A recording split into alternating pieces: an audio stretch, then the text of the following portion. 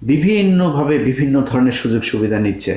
Doctor Yunus, আপনি দুদু খান, কিছুই বুঝেন না, আপনি একটা নিরীহ মানুষ, আহারে কিছু বুঝেন না। এগুলো আমরা চিনি, এগুলোই সাদা চামড়ার যেগুলো আছে চোর, সাদা চামড়ার চোরেরা সারা দুনিয়ায় মানুষের সব ধন সম্পদ লুণ্ঠন করে এখন তারা আমাদের নীতি শিখে, আমাদের ম্যানার্স শিখায় তারা। তা আপনি তো ওই চোরেদের কাছ থেকে ধিক্ষা নিয়েছেন, তো আপনি বুঝেন যে চুরি কেমনে ভদ্রভাবে। এই ধরনের চোরেদের কোনো নাই, মানে তার কোনো শত্রু হবে না। চুপচাপ কথা বলার ইয়েতে আপনি বুঝবেন, আপনার কথা বলে আপনাকে সেই করে সে যা করার সেটা করবে। সব চুরি করছে ডক্টর ইউনূস সাহেব নিজে, যেই কারণে তার আশপাশের যত চোর আছে সব চোরেদেরকে সে শেল্টার দিচ্ছে। আপনি বলেন তো, এই গত 1 বছরে ভারতের সাথে আমাদের কি সমস্যা হয়েছে? ভারত আমাদের চ্যানেল চালাইতে দেয় নাই, আমাদের টেলিভিশন চালাইতে দেয় না।